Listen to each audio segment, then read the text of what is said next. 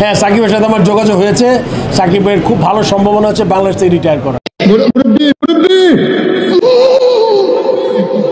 দেখেন, আমার সাথে সাকিবের relationship it's normal.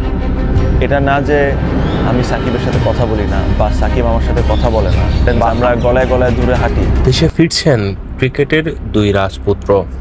Tamim Iqbal Khan cricket ক্যারিয়ারের বাংলাদেশের সর্বকালের সেরা ব্যাটসম্যান যেমন তিনি, ঠিক তেমনি তার জাতীয় দলে ফেরা না ফেরার নাটকীয়তা দীর্ঘ।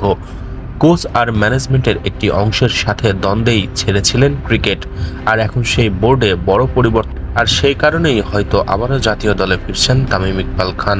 বোর্ডের একটি সূত্রে জানা গেছে, ক্রিকেট পরিচালনা বিভাগের কাছে ফিটনেস ট্রেনার চেয়েছেন তিনি, পুরো অনুশীলন সুবিধা চেয়েছেন তামিম। তবে কবে থেকে ফিটনেস নিয়ে কাজ শুরু করবেন তা জানা যায়নি।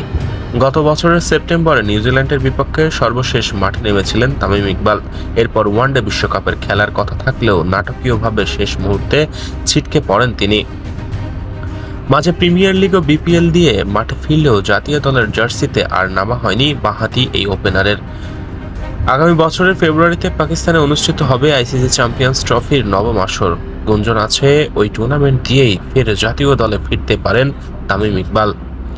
দেশে ফিরতে এবং পুনরায় দেশ ছাড়তে নিরাপত্তা চেয়েছিলেন অলরাউন্ডার সাকিব আল হাসান। এদিকে এই অলরাউন্ডারের নিরাপত্তা ইস্যুতে বাংলাদেশ ক্রিকেট বোর্ড বিসিবি বল ঠেলে দিয়েছে সরকারের কোর্টে।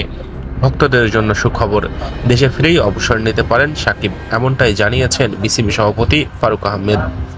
গণমাধ্যমের সঙ্গে আলাপকালে বিসিবি সভাপতি বলেন, সাকিবের সাথে আমার যোগাযোগ হয়েছে। সাকিবের খুব ভালো সম্ভাবনা আছে বাংলাদেশ থেকে অবসর নেওয়ার।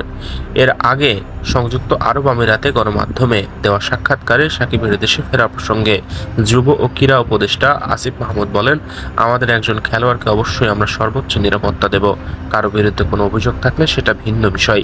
সেই বিষয়ে আমি কিছু বলতে পারি না, কারণ সেটা আইন মন্ত্রণালয়ের বিষয়। আমরা সাকিব আল হাসানের নিরাপত্তার কথা এর মধ্যে বলেছি, সেটা আমরা নিশ্চিত করব। তিনি এমন একজন খেলোয়াড় যার দেশের জন্য অনেক অবদান রয়েছে। তিনি যেহেতু বাংলাদেশে নিজের শেষ টেস্ট খেলতে চান, আমি ব্যক্তিগতভাবে চাই সেই সুযোগ তাকে দেওয়া হোক। দর্শক, আপনার মতামত জানিয়ে কমেন্টস করতে ভুলবেন না। ধন্যবাদ।